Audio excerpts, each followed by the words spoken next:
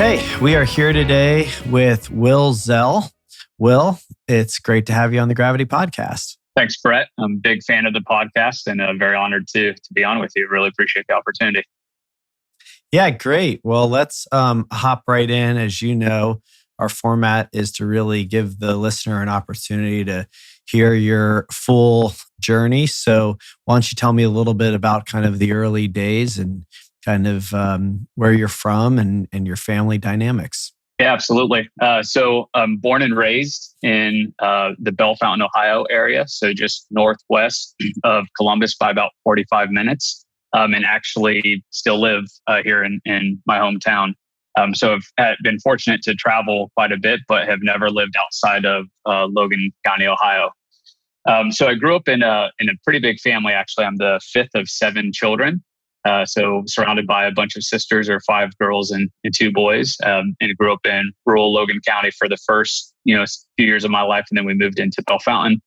Graduated from Bellefontaine High School, and I would say the primary reason why I still live in Bellefontaine was a decision I made when I was a senior in high school, which, although it wasn't around starting a business, it was the first, I think, real entrepreneurial type decision that I made, which was to run for city council as a senior in high school. So ran for Bellefontaine City Council, had to be in the city running a campaign. So I switched from going to Columbus and staying on Ohio State's campus for the fall of my freshman year to commuting up to Ohio State Lima.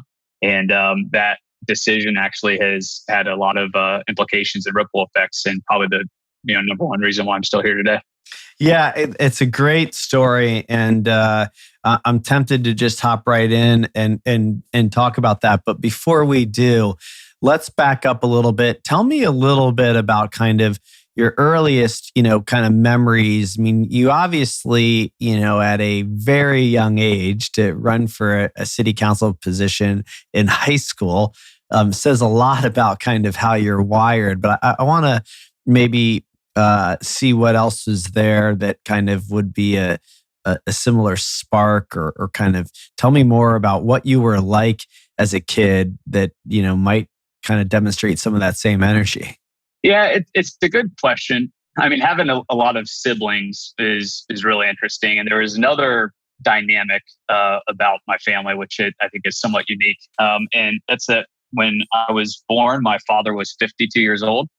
And so we had this really interesting dynamic of a bit of a generational gap, if you will. So, my first cousins would be old enough to be my uncles, basically, is the way that it worked out in many ways. And so I think that had a bit of an impact in terms of I don't know if it led to just being a little bit more mature, thinking about the future in different ways, but I never really knew my dad when he was in his 30s or 40s. By the time I've got really strong memories of my father, he's already in his 60s, right? And so the influences, of your father is someone who is kind of, later on in their life. And I think it just probably created a little bit of a different perspective. But outside of that, I mean, I was never great at athletics. ran cross country, played tennis in high school. I liked sports, but I was pretty confident that a future as a professional athlete was not in my DNA. And I think really what I think I gravitated towards mostly early on was the community. So I was involved in a lot of social clubs. So I was president of Key Club, involved in student government. So I do give my parents a lot of gratitude and thanks for this. They, from a very early age, taught me and all of my siblings about serving the community, about helping out those who are in need. So a lot of soup kitchens and involved in community service activities through the church that we went to. I think there were a lot of seeds planted there around using your talents and your time to do good and make a positive impact. And I've channeled that now into entrepreneurship. But I think that was the heart of thinking about things such as running for city council and being willing to take risk and make a decision to do those types of things. Mm-hmm. Yeah, that makes sense. And I'm curious just to kind of back up a little bit. You mentioned, the fact that your father was older when you were born. And I think I understood you correctly in that you felt like kind of his maybe kind of maturity and being more seasoned in life kind of maybe sped up the process a bit for you too. That because he was later in life, you were doing things earlier in life that maybe you typically do later in life. Is that true? Or maybe you could say a little more about that. Yeah, it's something honestly that I think a lot about. So my father passed away back in 2012. So I can't have these deep conversations with him now, but it is something that I think quite a bit about. And I don't think I can draw any like straight line comparison, connecting A and B. But just if you think about the wisdom of someone who's been through life, who is now kind of in their later years, thinking about legacy, thinking about things that matter the most as you get towards the end of your life. And then like having that as like your direct influence when you're a teenager, right? And like that's your parent. Again, I think there are some things that I missed from that, meaning like I never knew my dad when he was in the prime of his career, if you will, or if he was, when he was really thinking about like the future and building something out. But I think it created a more of an interesting dynamic that like it's this perspective of someone who has experienced the majority of their life already, and how they would influence their children as a parent. So again, not any strong conclusions, but I think it definitely shaped my life in a number of interesting ways. Actually, I should have that conversation with my siblings at some point. I don't think we've ever really talked about that. That'd be interesting. Yeah, I wonder. And you said your siblings were how much older? What was this age spread there? So my brother's the oldest. We actually have an older half sister. My father was married once before. But if I think about the children of my parents, there were 7 of us. My brother's the oldest. He's 8 years older than me. And then I have a sister who I think is 5 or 6, 7 years younger than me. So my dad actually had his last child when he was like 60 years old. So I don't know how old you are, Brett, but like you got a lot of opportunity ahead of you. Yeah. No. I was actually the opposite. My first child was born when I was 24, and by the time I'm 50, they'll all be out of the house. So I don't plan to repeat that. But that's what it would be like. It's just getting started at that stage. Exactly. That's exactly how my wife and I are. So it's really an interesting dynamic that, again, I can't, draw any strong conclusion, but I know it's had a big influence. Yeah. And just curious, what the dynamic was like with your siblings, kind of having the experience of having siblings that are significantly older and significantly younger. What if any impact did that have, or what was that experience like? Yeah, so it went my brother and then 3 sisters, then myself and 2 younger sisters. So 5 girls and 2 boys. And my brother and I have a great relationship, but he was 8 years older, right? So as the two only 2 boys, it wasn't like he was 2 years older and we could hang out. He's already graduated high school and in college when I'm in middle school. With that said, it's I would say growing up surrounded by sisters, I think actually was super helpful in understanding and being able to have great relationships with females, if that makes sense. Whether it's my wife, my sister, or just in generally setting, there's a lot to learn when you're surrounded on all sides by sisters. Definitely. And I'll leave that right there. Sure. Yeah. And do you remember at the time while this was happening, having any sort of sense as to kind of the fact that your father was older and that maybe that was different than your friends, or kind of this wisdom that you spoke about, the maturity. What was the actual experience like for you as a kid? The actual experience was just more awkward, right? Mm. I think the appreciation has come for it now that I'm an adult, and as I've grown older myself. As a kid, it was just like basically with my buddies, my dad is the age of their grandpa. So like, how do you like? And at the end of the day, like it wasn't that big of a deal, and in some instances, people thought it was cool. But it was more awkwardness in that season of my life versus like really understanding the wisdom and the benefits that came from it. Yeah. Okay. So let's talk a little bit more as we fast forward. The city council thing. I mean, you mentioned that you were in a lot of community focused clubs and student government. When does the idea that you're going to run for a city council position in high school, I mean, I don't know of anyone who's ever done that. I'm not sure, kind of how rare it is. It sounds, I'm pretty sure it's pretty rare.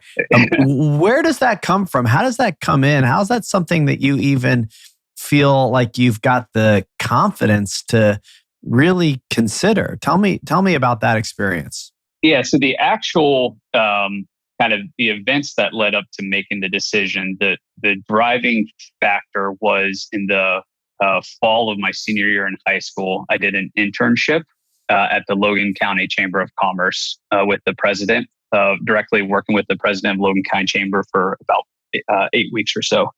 And his name was Ed Wallace, wonderful, wonderful man.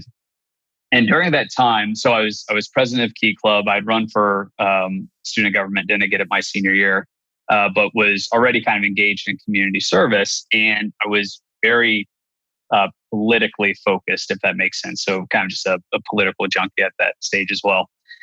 So through the course of this internship, basically, and Ed, like, I don't know why he thought of this, but like he saw that this opportunity was coming up and started to encourage me, like, you should think about this. Because we started talking about like community change. Like if you were in charge, if you could lead the city, how would you change things? And it was just a really great season of mentorship in my life that I'll always remember and forever be grateful for.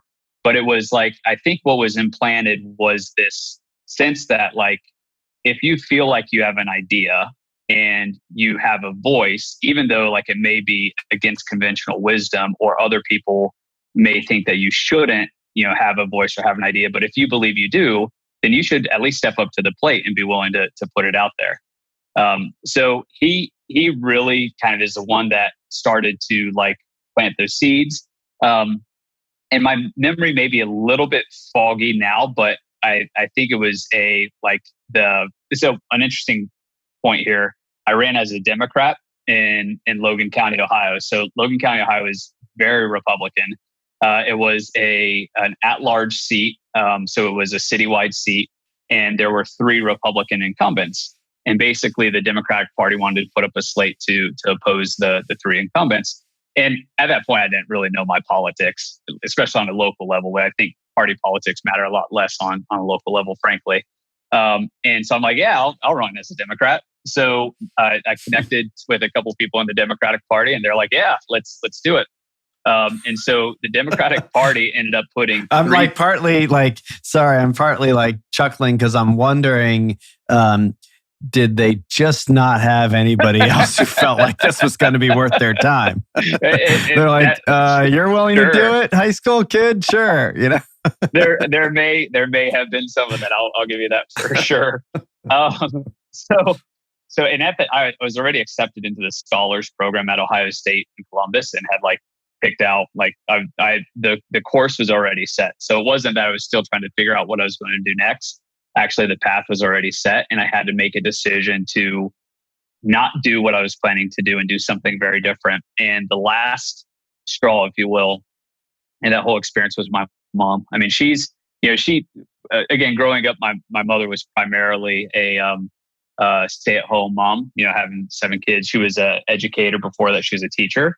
But something I found out actually about my mom, as I've gotten older, she's incredibly creative and is like, she's now 70 and is still like writing books and writing and kind of pursuing this dream that she has.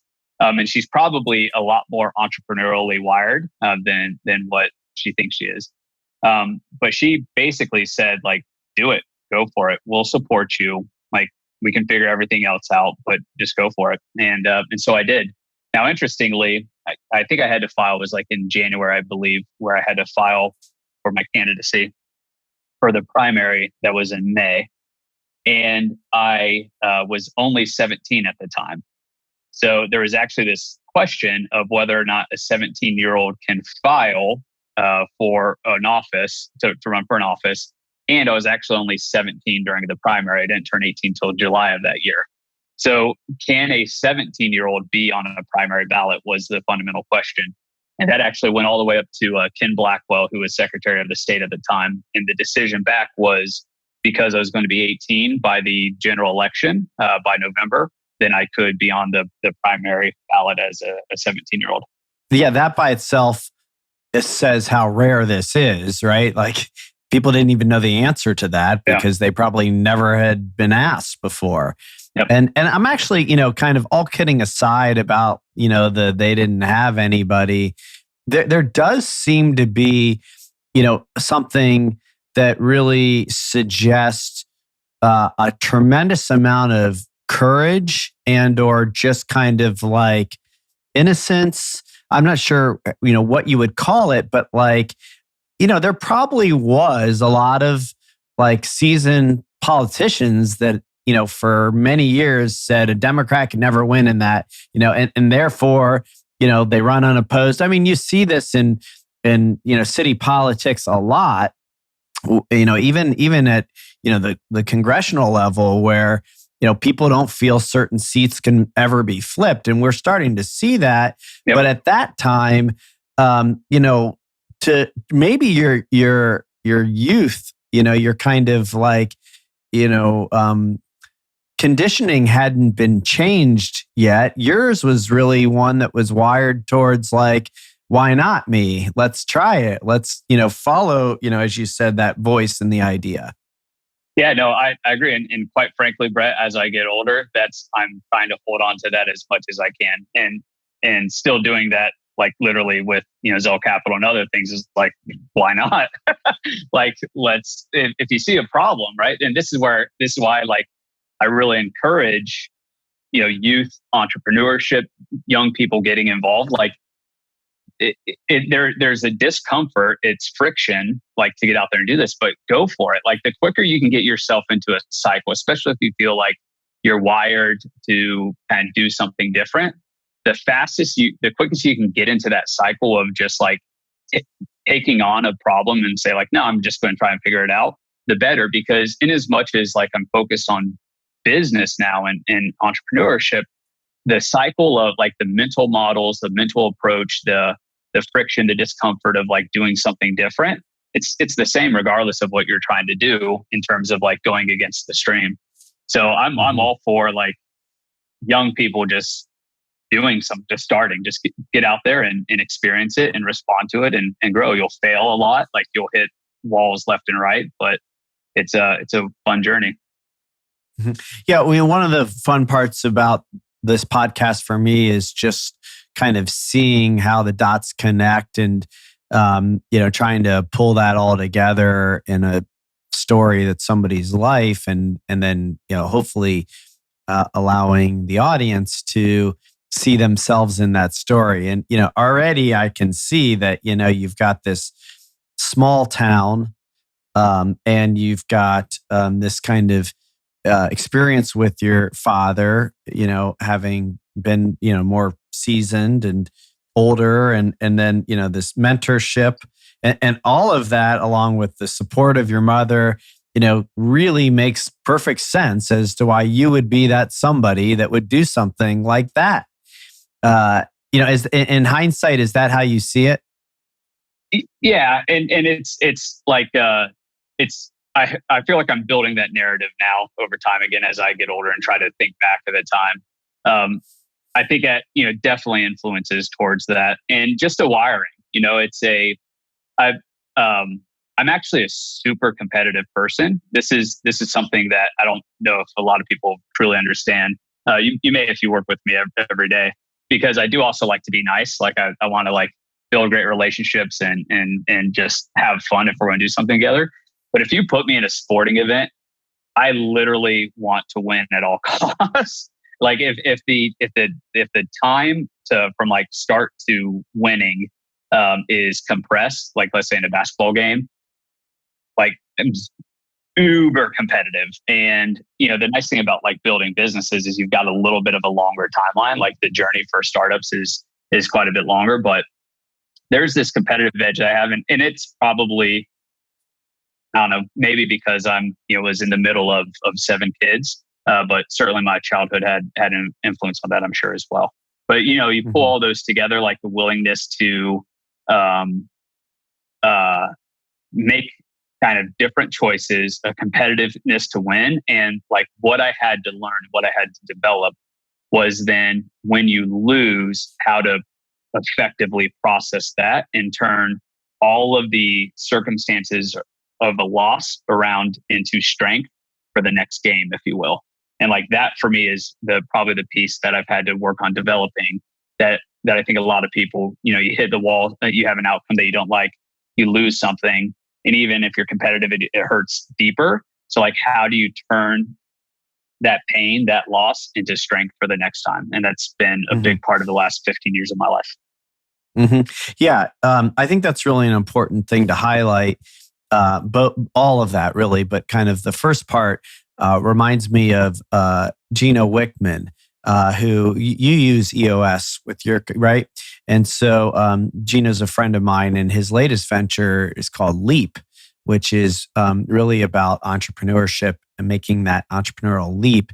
And he does a lot of work with kids and students and young people. It's for everybody, including an analysis that really has you asking questions, completing a questionnaire that in with his methodology, he believes you can determine just based on these questions if somebody is wired to be an entrepreneur or not, that it is definitely a wiring. So, I'm more of the belief that it's both, that there are people that are wired, and also then kind of your conditioning, your kind of atmospheric conditions that are around you. That combination really determines whether or not, you can be successful.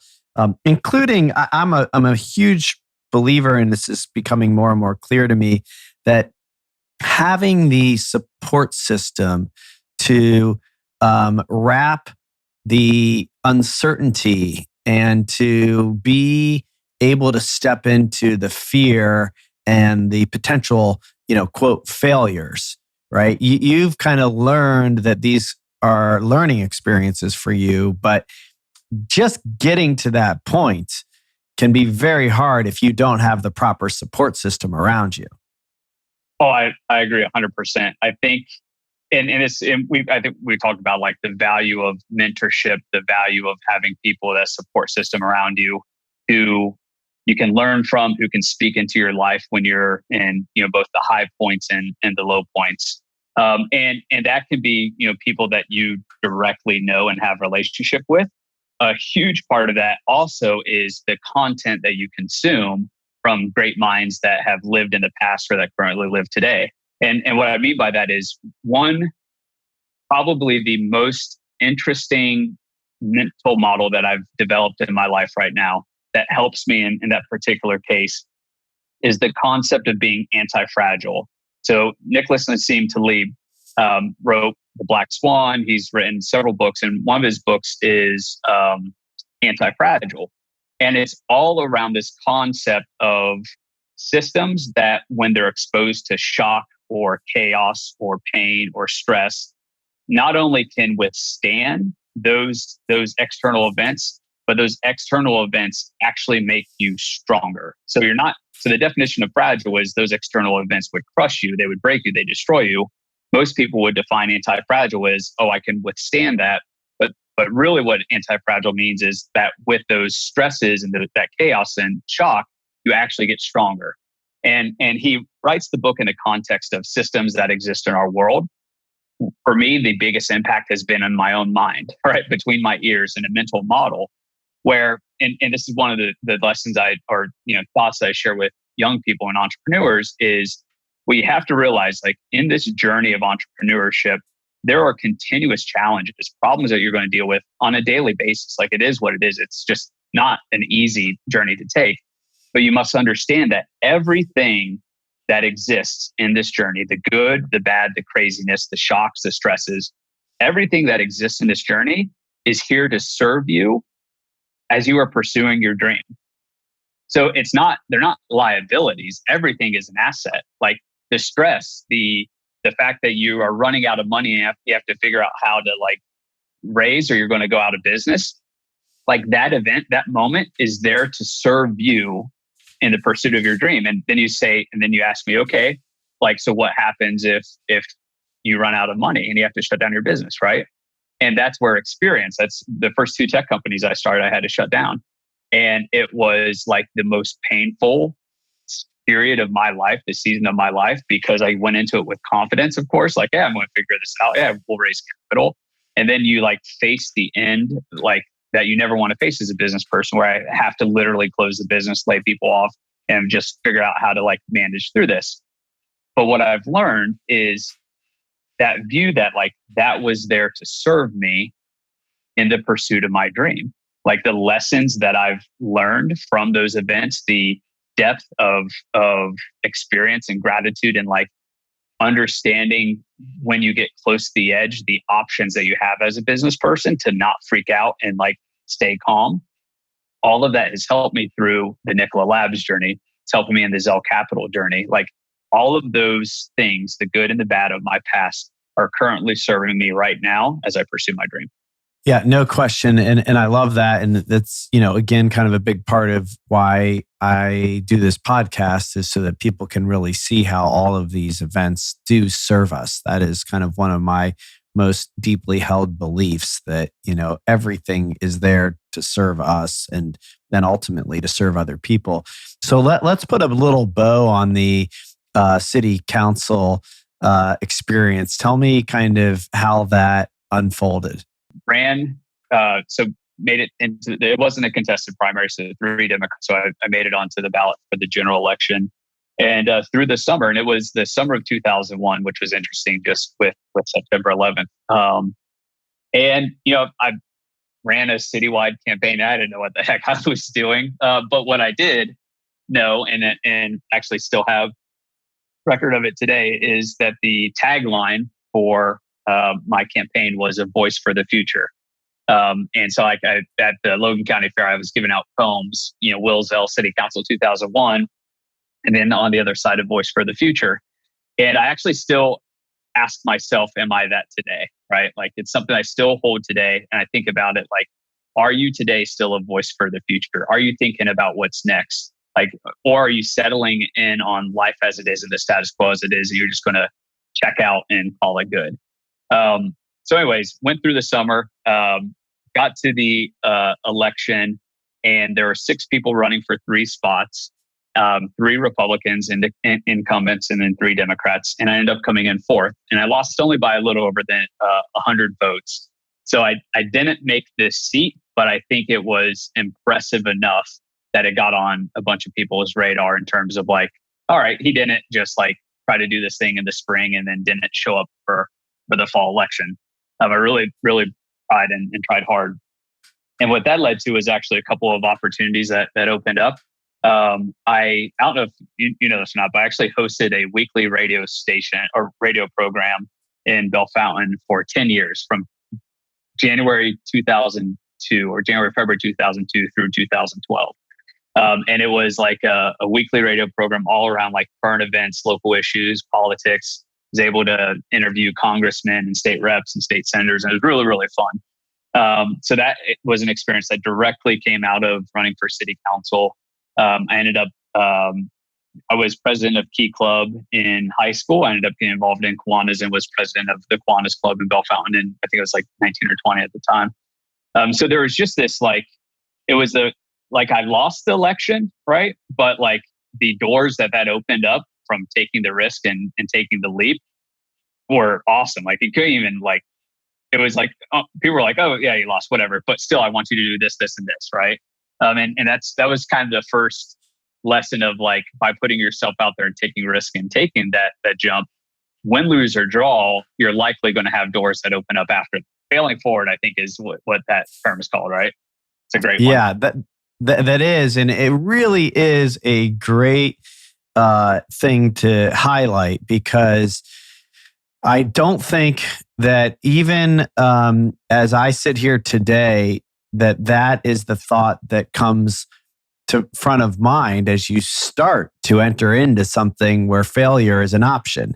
You know, I've had the experience of failing forward. I hold the belief that nothing is wrong ever, right? And it's because of that, concept, which is that there's always something that you can learn, something that opens up.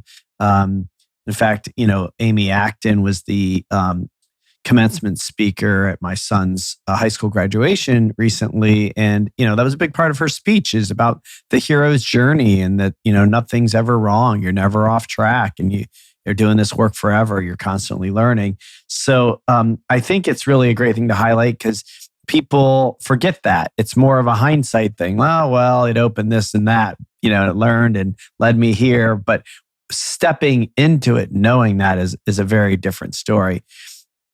Yeah. And I think most people look at failure as a negative word, right? Where I look at failure very much as a neutral word.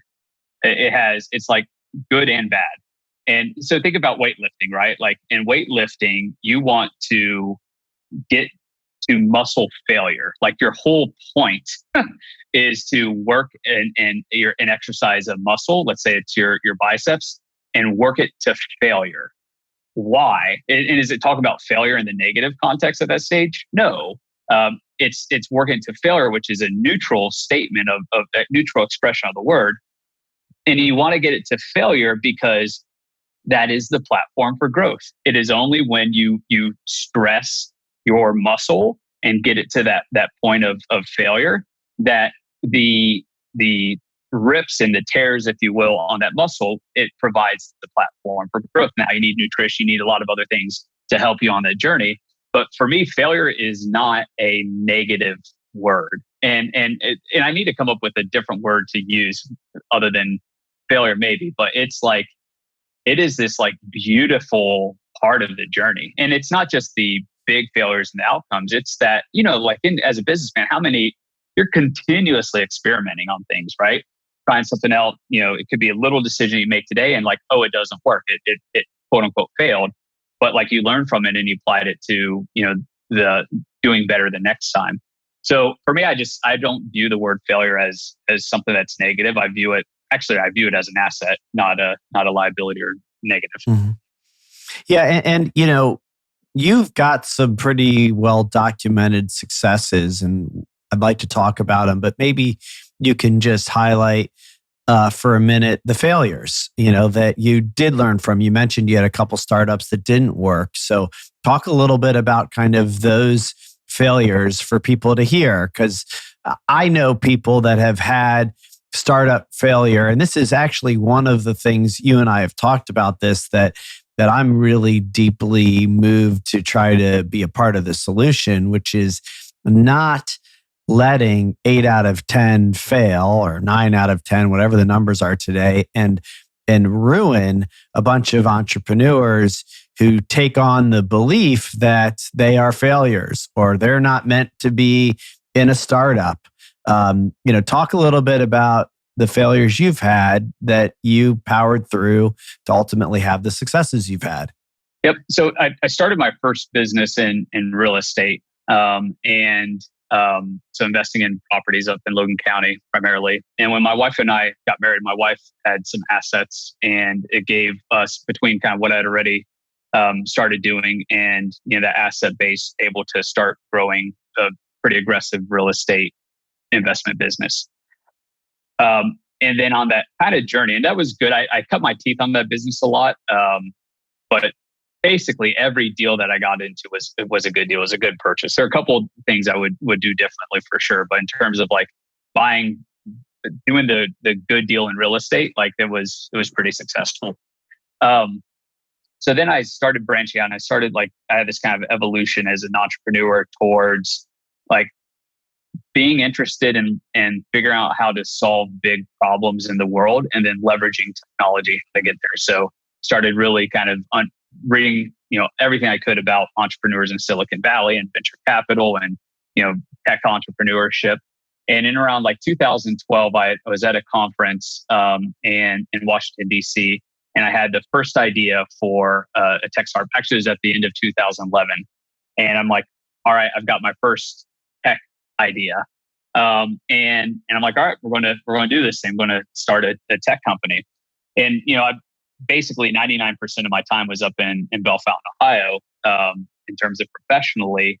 And as I got into 2012, I was like, all right, I need to, if I'm going to build a tech company, I need to go to a big city and really start to build relationships, because there's got to be a ton of venture capital there.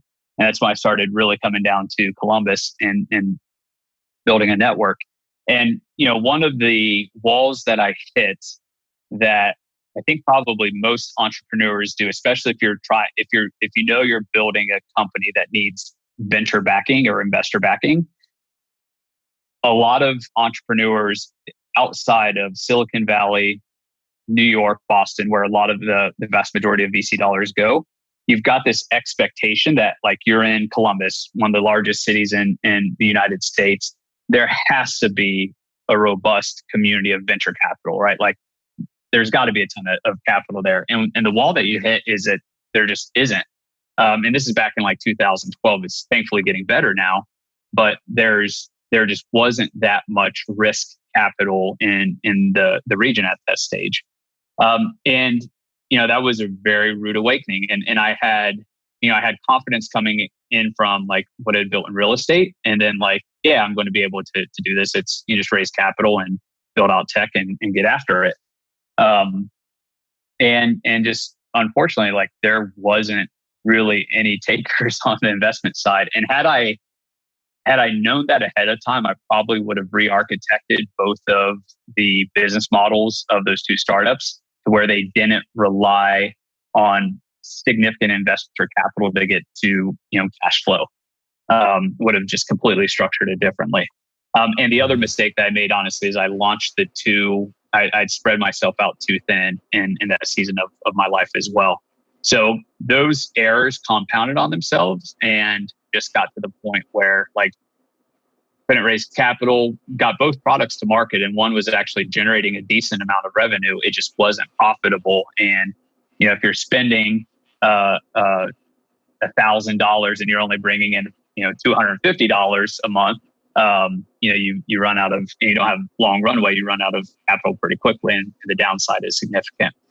So got to that point. This is like late 2013, where it was pull the plug time. And it was the legitimate, for weeks on end, just waking up at 2-3 o'clock in the morning, just pure anxiety attack. I mean, I had a lot on the line, family, my wife, huge trust in me, had, young children at this stage, reputation, everything that goes into like when you put yourself out there on the ledge as an entrepreneur and it doesn't work, like it is a very crappy feeling. It just isn't fun. And there were like, I leaned on mentors a lot at that stage. One of a good friend of mine, his name's Jason Duff. He's done just a ton of work here. He basically has just revitalized downtown Bellefontaine over the last decade. And, he gave me a ton of great advice. My senior pastor at my church, ton of great advice. So I had people who could just really help during that time, but it was still dark. You're not going to avoid the darkness of the street. You're just not. So how do you manage through it? And then how do you become anti-fragile? That's why that mental model means so much to me today, is that like, how do you take that pain and make it a strength? And what I found out was that when the dust settled, yes, there were failures in business. Yes, it was incredibly painful. Yes, there were like things that you have to work through, months and years after that. But it it became like I learned so much from it that when I stepped up to the plate with Nikola Labs, which was the next company I started, I was able to execute day one on such a different level. And then like there have been a dozen times at Nikola Labs where we're literally down to like days, if not weeks of cash in the bank. And, before I was freaking out, like back in, with Huddle Woo and Connect to Home, the first two startups, we got to the end and I'm like nuts, like just completely losing my stuff, from a mental perspective. And, step up to the plate at Nikola Labs. It's like, you know what? No, we've got this. Like I'm comfortable being at the edge. I don't like it, but I can play at the edge and then keep my wits about me as a leader to make sure that we focus on the solution to the problem and get that done. Yeah, no, I think it's really a great thing. As an investor, have learned that I love founders who have battle scars that have, done this once or twice or more. I actually see it as a massive, check box when I see somebody who's learned a ton about what not to do. Where others might see those people as failures. You don't want to bet on them. They've, had this problem, that problem. And there can be some truth to that. But I think that, when somebody tells me everything they've learned that they now want to apply to the next thing, I feel, pretty good about that. That gets me pretty excited. And so just, tell me for a minute or two about Nikola Labs. You take those quote failures, you hop back in, which says a lot about you because you've been through those dark times, and yet you still have the internal strength, courage, drive to go right back in, knowing that you've got this learning under your belt. What happens? Yep. So Nikola, first and foremost, the dynamic around being able to access capital changed quite a bit. So I was very fortunate. Two of the founding partners at Nikola is a group called Eco Capital, and they were just getting started and focused on trying to figure out how to scale tech commercialization out of research institutions in the Midwest. And they were able to bring to the table a network of investors that immediately expanded my relationships and my network beyond, what was just in Central Ohio. And that was a really, really important dynamic to the entire story of Nikola Labs.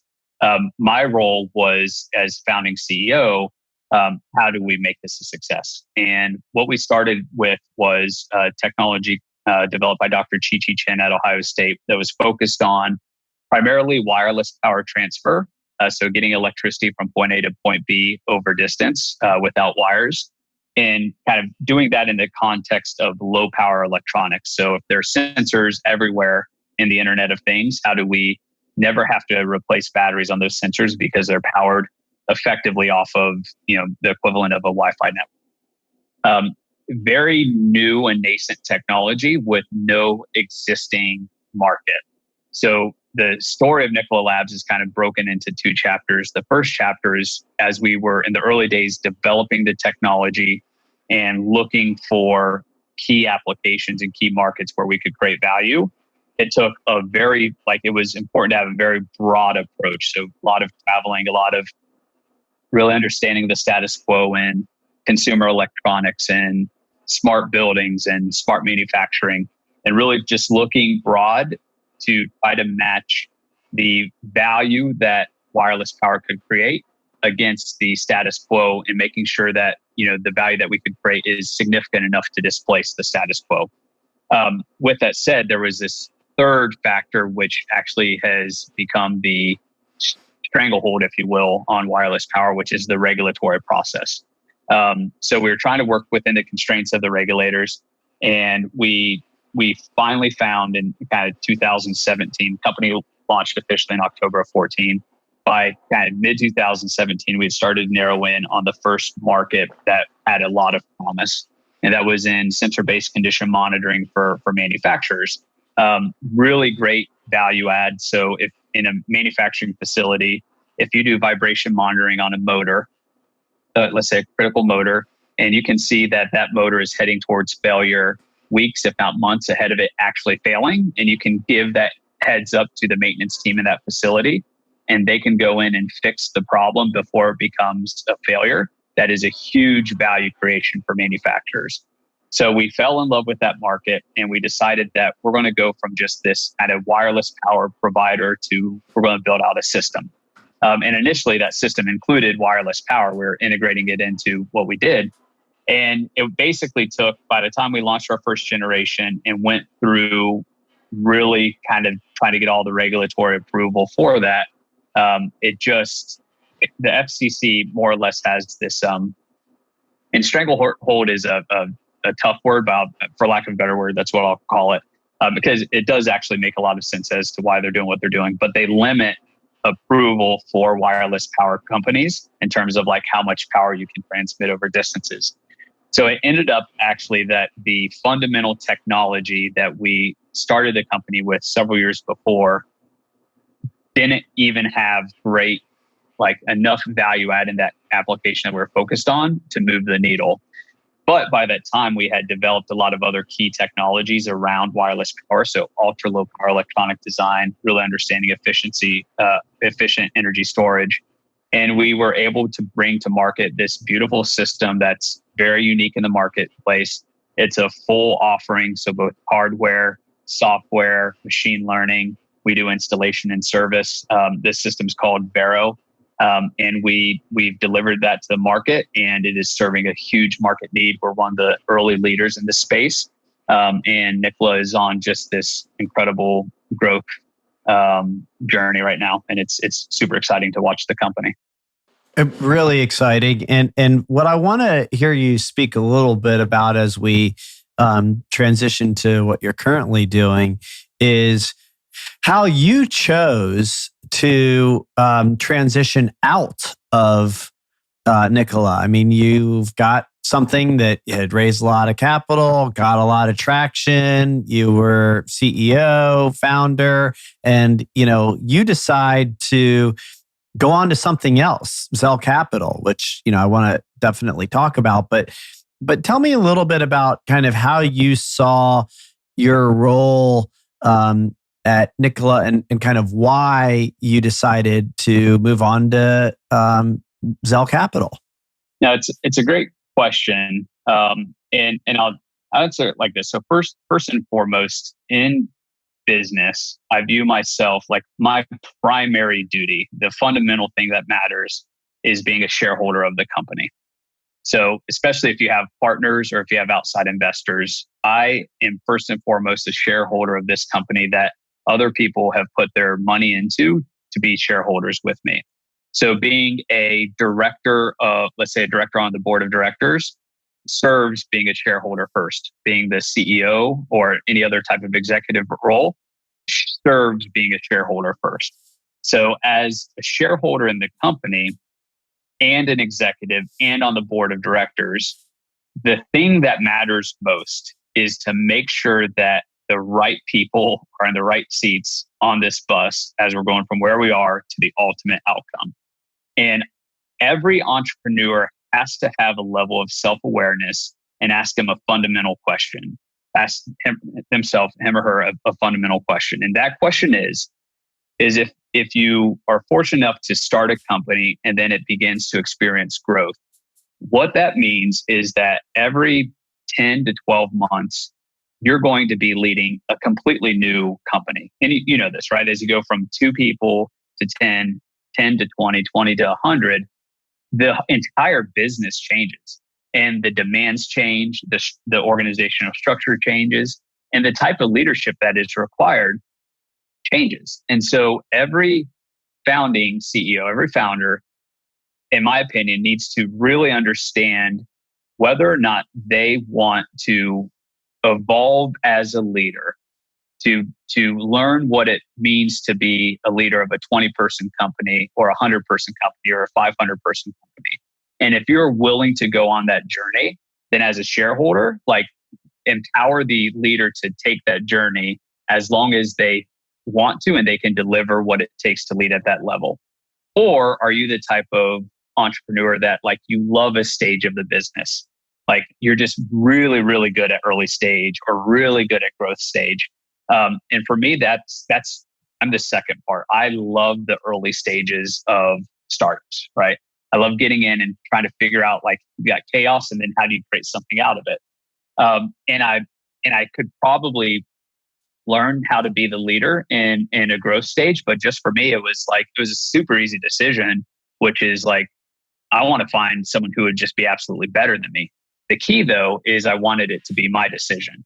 And that's the conflict that if you're not thinking about that as a founder, like sooner rather than later, like that intersection is going to happen, which you're not evolving as the leader that is needed for this company. And you've got other directors and other shareholders and they're seeing that, then that's where these tough conversations happen. And that's where you see entrepreneurs or CEOs getting kicked out. I kind of had a sense like this is the direction that I wanted to go. So I'm going to work on finding who I believe is the best person in this region that can come in and be the scale-up CEO. And that was Brian Graham. And he came on first as COO in 2018, and then president and COO in 19. And then at the end of last year, he became CEO. Now, with that said, I want to be really explicit.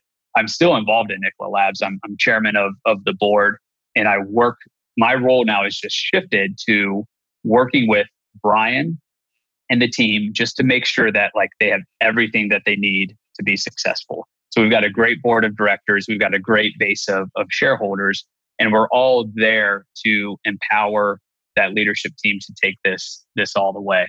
So I haven't, walked away from Nikola Labs. My role has fundamentally shifted. And in that fundamental shift, I'm no longer responsible for the day-to-day operations, which created the time capacity for Zell Capital.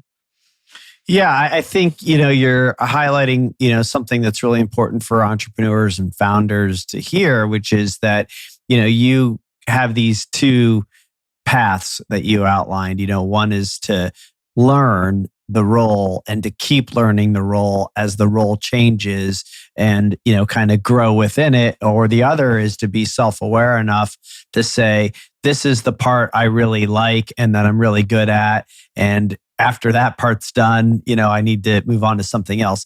But that said, as the chairman of the board, and, I think this is a good transition to Zell Capital, you have learned how to wear a lot of hats, right? You can provide value as a chairman to a board, to a CEO, to a senior leadership team, even though you're not the one doing the heavy lifting, right? It's not just you're not just on the start. You can be more in the visionary seat at the high level and still be super value additive. And the reason I think that's a good transition to Zell Capital is, as you and I have talked, whether it be mentorship or coaching or other modalities of support around entrepreneurs, that's a big part of what you're doing now with Zell Capital. So why don't you talk a little bit about Zell Capital and share with the audience, what you're doing? Yeah, and you hit the nail on the head, right? In terms of like in a leadership role, and that role for Nikola as chairman, like there's still the delivery of value that moves the needle. It's just in its appropriate place based on skill sets and capabilities. So what I've transitioned to with Zell Capital is, and it's something I've been really thinking about for like a decade now. And it's a big dream. And what it is if you look at the world of private markets, so everyone's familiar with the stock market and bonds and treasuries. Like there's this world of public markets where any investor can get in and invest in and day out, right? And if you've got an investment advisor, that's where probably the vast majority of their allocation of capital is focused on. But there's this like whole other world that exists, and it's called private markets. And there you'll find venture capital, you'll find angel investing, you'll find private equity investing, private debt. There's basically this entire world that is private markets that historically have only been open to what is defined as accredited investors. And fundamentally, to be an accredited investor, it's a wealth test. So there's more than this, but in essence, you either have to make $200,000 a year for the last 2 years, or you have to be worth $1 million outside of the value of your primary residence in order to be defined as an accredited investor. And again, there are a few other definitions that go into that, but in essence, it's a wealth test. And what the kind of regulations, the SEC's approach to the private markets has been that a person who is accredited should at least have the understanding and the wherewithal to make a risk-appropriate decision for private market investing. Because one of the key elements of investing in private markets is there is no liquidity generally. Meaning, if I buy a share of a startup company, I can't go and sell that share tomorrow or next month. It's like 7 to 10 years. So you can't get in and out of private market investments like you can public market investments. So accreditation laws have existed to basically be this kind of filter. Now, and you can see how that made sense and why that made sense over time. But we're at a new phase now, in my opinion. We're at the beginning of this new kind of transition, this shift where I believe fundamentally private market investment opportunities are going to open to everybody through leveraging technology, through just the kind of evolving regulatory reality of things. And I would say just the general knowledge of investors, everyday investors.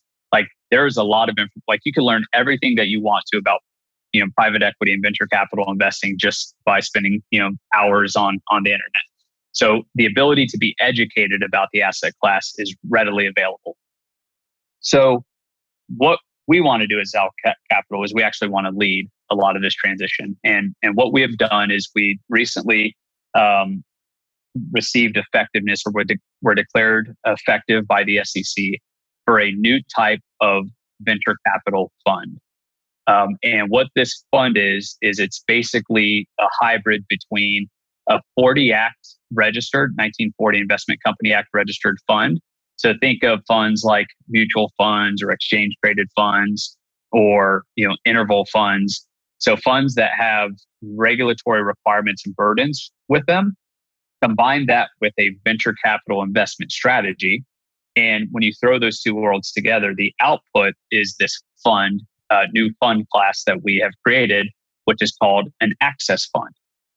And with an access fund, what makes it unique is that because it's registered with the SEC and subject to ongoing reporting and disclosure, the investment opportunity for the fund is open to all investors. So not just accredited investors, but non-accredited investor. Basically, any U.S. citizen 18 or older is qualified to invest in Zell Capital.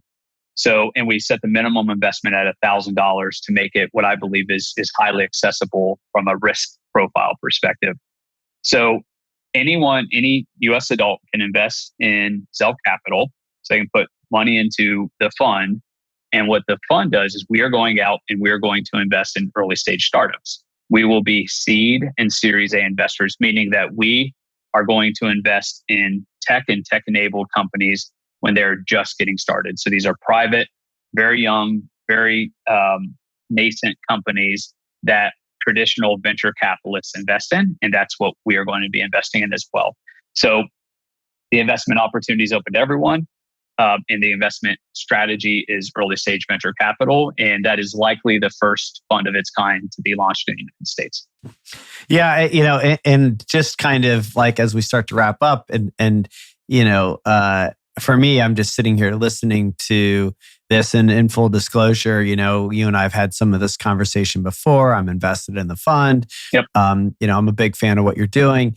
I really can see though how all these dots connect.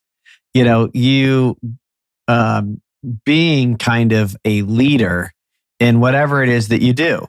And that being kind of your wiring and your life experience, and this new class of an investment vehicle, a fund, is is not that different than being 17 and being a new class of politician. Yep.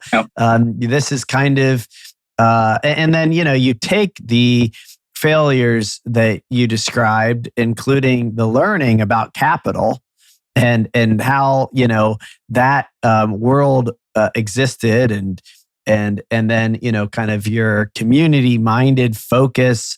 I mean, the non-accredited investor thing is a real game changer. I mean, I really believe that, and I read this recently. I don't know if it was Naval or somebody said something about kind of this the new internet or the new economy is really about democratization and access, and so giving people access fund is is the right language, because that's really what you're doing. You're giving people access to wealth creation that in the past only the wealthiest people had access to. That's pretty pioneering. It's pretty new. It's pretty I don't know, ballsy. I mean, and it makes a lot of sense, that would be what you would be doing. Brad, I don't think I've technically been qualified to do anything that I've done in my adult life. Yeah. So, but and I think a lot of people struggle with, because that's why I get the question, why are you qualified to launch a fund? I'm like, I don't know. Why was I qualified to run for city council when I was 17? Right. And I think the barrier that a lot of us hit is what's called imposter syndrome. Like, I don't fit, I don't belong. Like, why am I here? That's okay. Like, it's part of the journey. Like, figure it out, solve the problem, and get after it. And people do it, execute well, and people will believe in you and support you. It'll happen. Yeah. Yeah. And Dan Sullivan from Strategic Coach, who I'm a big fan of, says, that it's about capabilities, not credentials. Yep. And I actually think what qualifications you lack are actually the exact reason why you're the right person to be doing this. That's true in politics too. I mean, part of our problem is that we have people that are so conditioned politically based on their environment and that entire system. And the same is true in venture capital. There's a bit of a problem in venture that there's only really the most credentialed people doing it, and so they just keep doing it the same way, which doesn't really actually work as well as they'd like to think. If you're kind of just measuring by pure dollars, then okay, fine. But what about the bodies that are getting left behind? So and the people that are not included in this process? To me, that's a pretty massive problem that you're aiming to solve here. Yeah, we could spend an hour talking about just that, but absolutely. And a good thing for entrepreneurs to think about is, you're going to displace the status quo of an industry. You've got the ability to rewrite the rules, and it's never easy. It's actually super hard to do. But if you could rewrite the rules of an industry, what would you write? And when we're thinking about the Access Fund and early stage investing, there are a lot of great aspects and attributes about venture capital, but there are elements of the status quo that just frankly are underserving so many people, both on the investor side and the recipients of venture capital, and then forcing them into this power law model where you have to go all out at all costs, and if it doesn't work, then there's just carnage. And that's good. That's good, and it's good in some investments. But I think a new rule to be written is how do you think about portfolio construction differently in early stage investing? Couldn't agree more. Well, I'm a big fan of what you're doing, and it's great to have you on the podcast today. Any final thoughts you want to share with the listeners? No, I want to thank you, Brett. Thank you for your support. I mean, the conversations we've had over years, it means so much to me. You're a pioneer in what you do, and it's just awesome, man. So keep on keeping on, and thanks for this opportunity. Yeah, my pleasure. It's great to have you, and I'm cheering you on. So we'll keep the good conversations going. Love it.